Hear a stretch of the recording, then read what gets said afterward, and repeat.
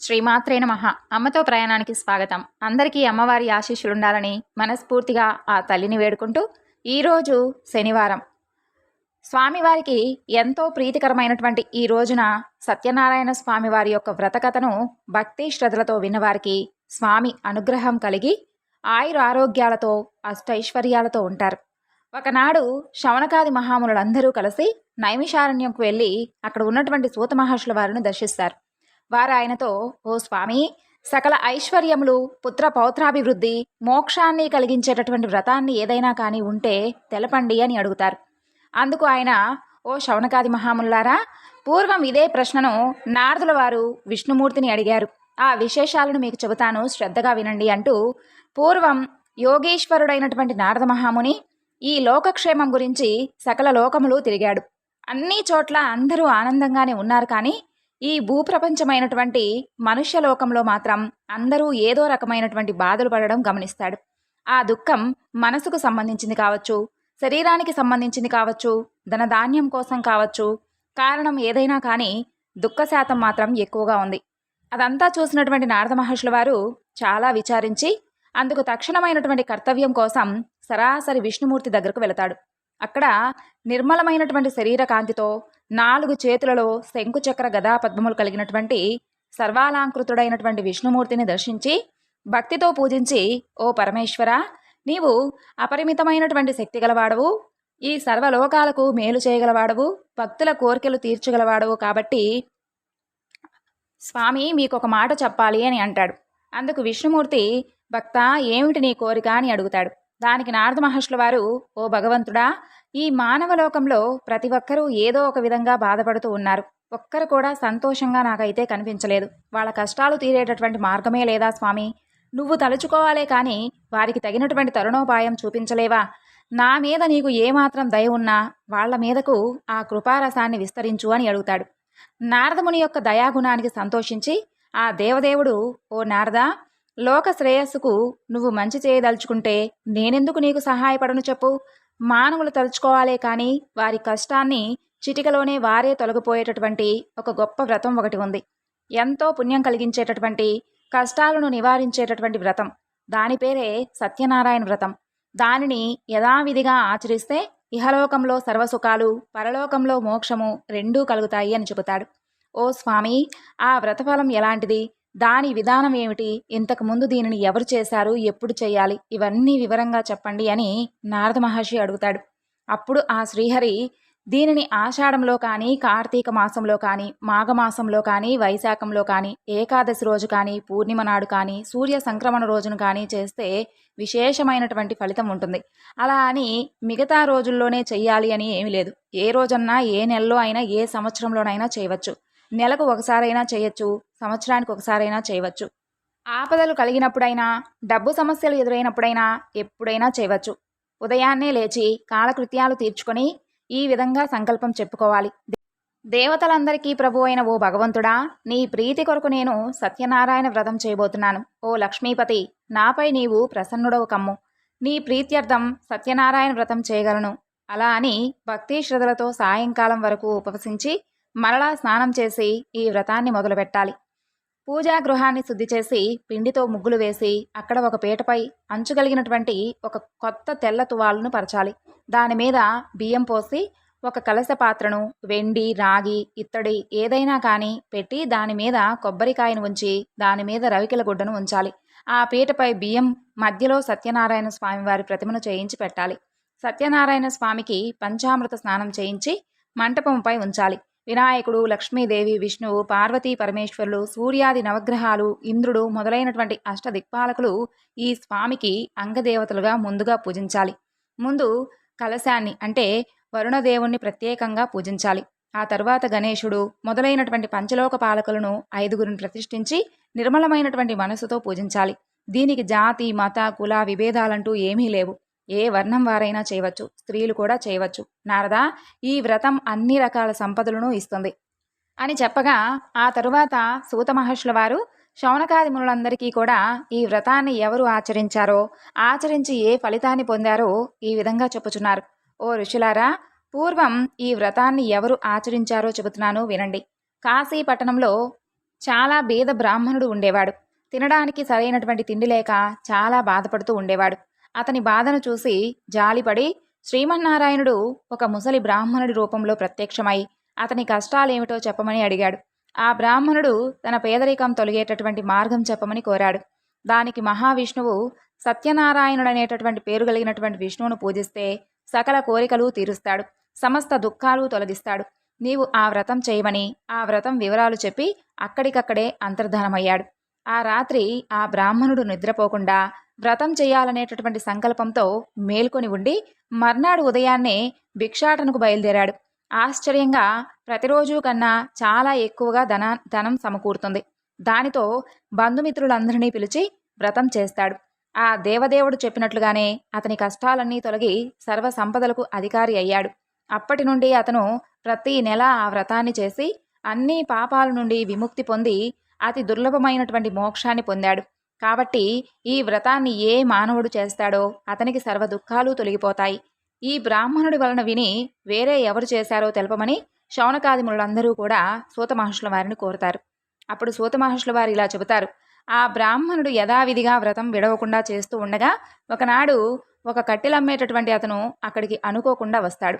అతనికి బాగా దాహం వేసి నీళ్లు అడుగుదామని వస్తే అక్కడ ఏదో పూజ జరుగుతూ ఉండడం చూసి ఆ బ్రాహ్మణుడిని దాని విశేషం ఏమిటో చెప్పమని అడుగుతాడు.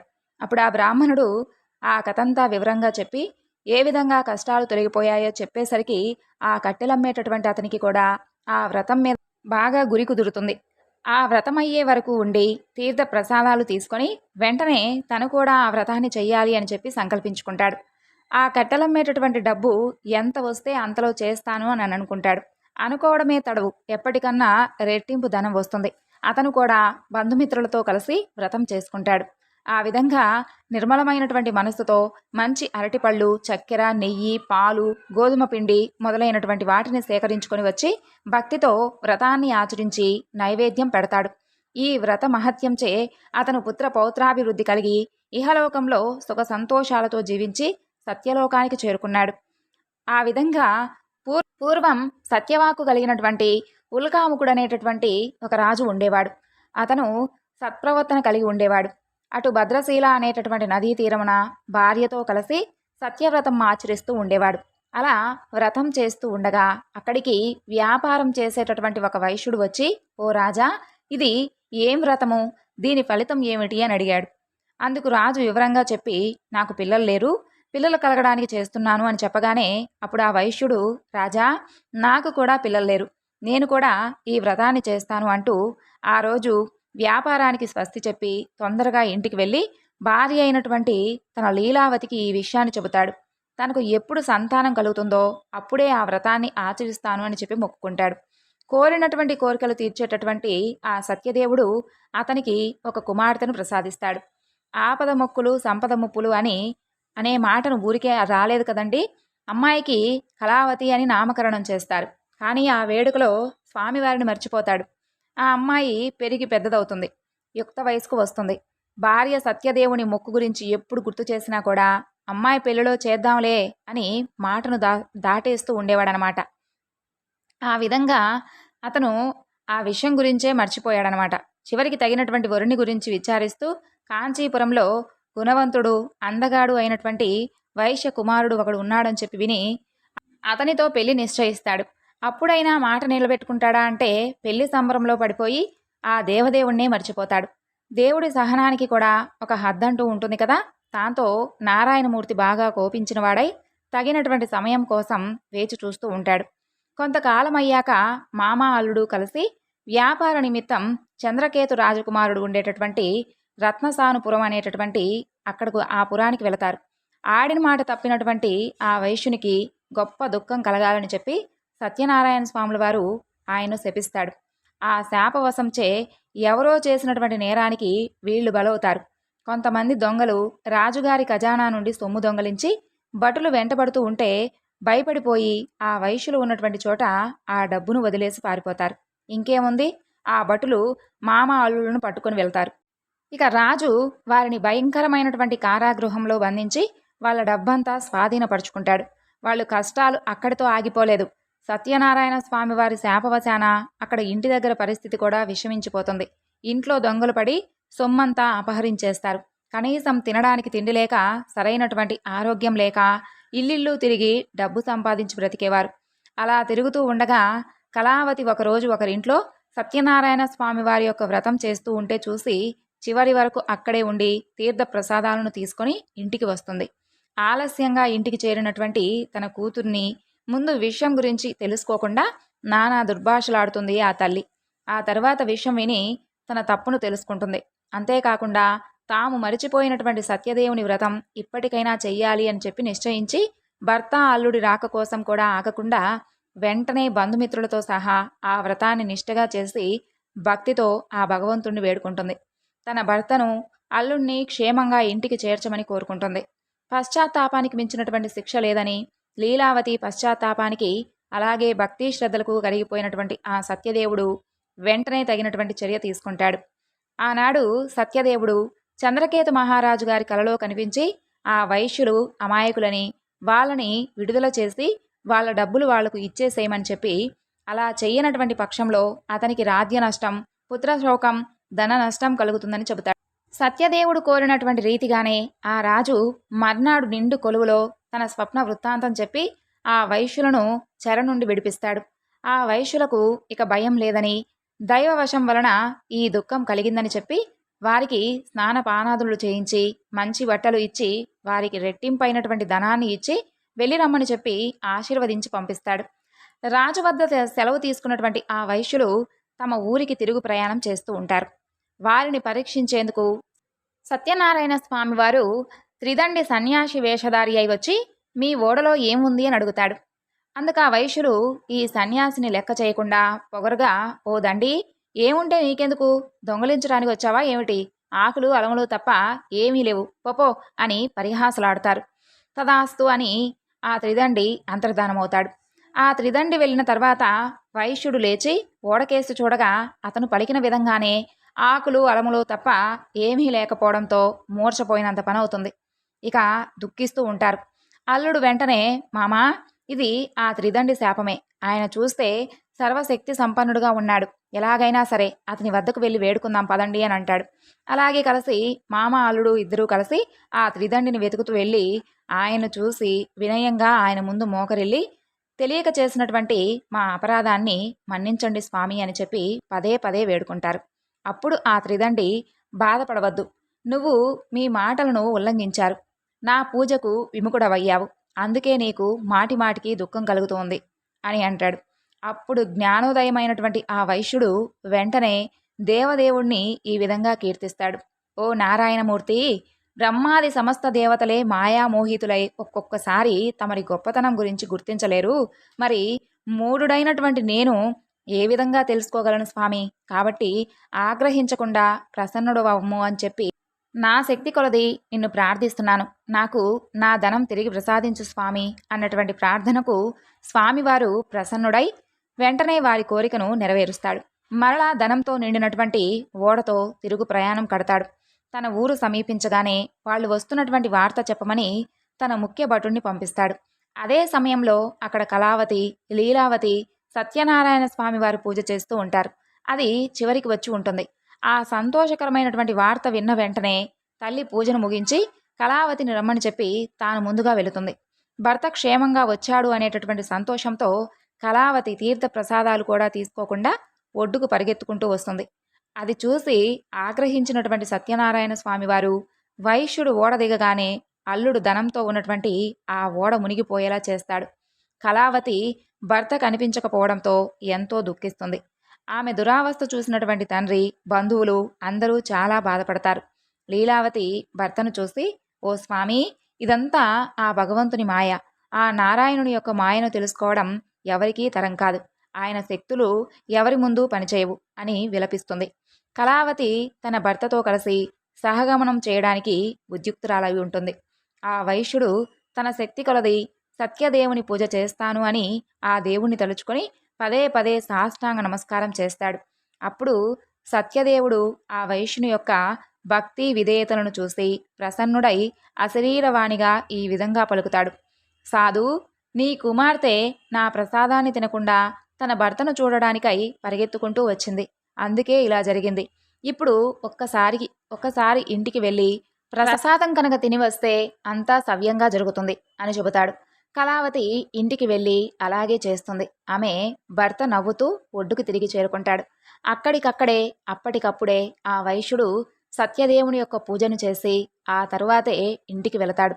అప్పటి నుండి ప్రతి పౌర్ణమికి, సంక్రాంతికి సత్యనారాయణ స్వామివారి వ్రతాన్ని ఆచరించి ఇహపర సుఖాలను పొందాడు ఆ వైశ్యుడు. ప్రజారంజకంగా రాజ్యాన్ని పాలించేటటువంటి తుంగధ్వజుడు అనేటటువంటి ఒక రాజు ఉండేవాడు. ఒకనాడు ఆ రాజు వేట కోసం వెళ్ళి బాగా అలసిపోయి ఒక చెట్టు కింద సేద తీరుతూ ఉంటాడు. అక్కడ అదే చెట్టు వద్ద కొంతమంది గోపబాలురు ఎంతో భక్తి శ్రద్ధలతో సత్యనారాయణ స్వామి వారి పూజను చేసి ఆ తరువాత అక్కడ విశ్రమించి ఉన్నటువంటి ఆ రాజుగారికి భక్తి శ్రద్ధలతో స్వామివారి ప్రసాదం తీసుకుని వచ్చి ఇస్తారు. అప్పుడు ఆ రాజు వారిని చూసి హీన కులస్తులు అని చెప్పి వారు ఇచ్చినటువంటి ఆ ప్రసాదాన్ని భుజించడం ఇష్టం లేక రాజు ఆ ప్రసాదాన్ని తినకుండానే తన రాజ్యానికి వెళ్ళిపోతాడు. అతని ధిక్కారానికి శిక్షగా అతని 100 కొడుకులు మరణిస్తారు. ధనధాన్యాలు అన్నీ కూడా నశించిపోతాయి. రాజు తన సత్యదేవుని లెక్క చేయకపోవడం చేతనే ఈ విధంగా జరిగిందని చెప్పి గ్రహించి ఆ గోపబాలుల దగ్గరకు వెళ్ళి వారితో కలిసి సత్యదేవుణ్ణి పూజిస్తాడు. అప్పుడు తిరిగి అతని 100 కొడుకులను, ధనధాన్యాలను స్వామివారు మరలా తిరిగి ప్రసాదిస్తాడు. ఓ ముల్లారా, చూసారా, ఎవరైతే మిక్కిలి దుర్లభమైనటువంటి ఈ సత్యనారాయణ స్వామి వారిని పూజిస్తారో వారు సత్యదేవుని యొక్క కృపచే ధనధాన్యాలను తప్పకుండా పొందుతారు. 4 వర్ణాలలో ఏ వర్ణం వారైనా సరే ఈ వ్రతాన్ని కానీ ఈ పూజను కానీ చేసుకోవచ్చు. ఎప్పుడైనా చేయవచ్చు. పుత్రులను పొందుతారు, బంధ విముక్తి పొందుతారు. భీతుడు భయాన్ని కోల్పోతాడు. చివరికి సత్యపురానికి వెళతాడు. శౌనకాది ముల్లారా, ఏ వ్రతం చే మనుషుడు దుఃఖం నుండి ముక్తి కలవాడవుతాడో అలాంటి సత్యనారాయణ వ్రతాన్ని, వాటి వివరాలను మీకు చెప్పాను కదా. ఇది కలియుగంలోనే విశేషమైనటువంటి ఫలప్రదం కలది. ఆ దేవుణ్ణి సత్యేశ్వరుడని, సత్యనారాయణుడని, సత్యదేవుడని కూడా చెబుతారు. సత్యదేవుడు ఆయా రూపాలను ధరించి భక్తులు కోరినటువంటి కోరికలను తీర్చి సత్యరూపుడు కాగలడు. కాబట్టి ఓ మునిశ్రేష్ఠులారా, ఈ వ్రతాన్ని ప్రతినిత్యము ఎవరైతే చేస్తారో, ఎవరైతే ఈ వ్రత కథలను వింటారో వారికి ఉన్నటువంటి పాపాలన్నీ ఆ సత్యదేవుని యొక్క కృపచే నశించిపోతాయని చెప్పి, అదేవిధంగా ఈ వ్రతం అన్ని రకాల సంపదలను ఇస్తుంది, దుఃఖాలను తొలగిస్తుంది, ధనం వృద్ధి చెందేలా చేస్తుంది, పుత్ర పౌత్రాభివృద్ధి కలిగేలా చేస్తుంది, వేయేల సకల సౌభాగ్యాలు కలుగుతాయి అని చెబుతాడు. ఒక మంచి రోజు చూసి బంధుమిత్రులందరినీ పిలిచి పంచభక్ష పరమాన్నాలు చేసి పూలు, ఫలము, భక్తి శ్రద్ధలతో పూజలు జరిపి బ్రాహ్మణులకు దక్షిణ తాంబూలాలను ఇచ్చి బంధుమిత్రులకు విందు భోజనాలను పెట్టి ప్రసాదం తాను తిని ఇతరులకు పెట్టాలి. ఈ విధంగా చేస్తే వారు కోరినటువంటి కోరికలు తప్పకుండా నెరవేరి సంతోషంగా ఉంటారు. ఈ వ్రతం విశేషంగా ఈ కలియుగంలో విశేషమైనటువంటి అద్భుతమైనటువంటి ఫలితాన్ని ఇస్తుంది. కాబట్టి ఈ వ్రతాన్ని చేసుకొని అందరూ కూడా ఆ సత్యనారాయణ స్వామి వారి యొక్క కృపకు పాత్రులవ్వాలని చెప్పి సూత మహర్షుల వారు శౌనకాది మునులందరికీ కూడా సత్యనారాయణ స్వామి వారి యొక్క వ్రత విధానము, వ్రత కథలను ఈ విధంగా తెలియజేశారు. ఈ వ్రత కథలను అలాగే స్వామివారి పూజా విశేషాలను తెలుసుకున్నటువంటి ఆ శౌనకాది మహామునులందరూ కూడా సూత మహర్షుల వారికి ధన్యవాదాలు తెలియజేసి, స్వామి, మేము ఏ జన్మలో చేసినటువంటి పుణ్యమో ఈ జన్మలో మీ ద్వారా మాకు ఆ దేవదేవుని వ్రత విధానము అలాగే వ్రత కథలను వినేటటువంటి భాగ్యాన్ని మేము పొందగలిగాము అని చెప్పి పరమ సంతోషభరితులవుతారు. కాబట్టి మనందరికీ కూడా ఆ స్వామివారి అనుగ్రహం కలగాలని చెప్పి మరొక్కసారి వేడుకుంటూ సర్వం శ్రీ లలితార్పణమస్తు. స్వస్తి.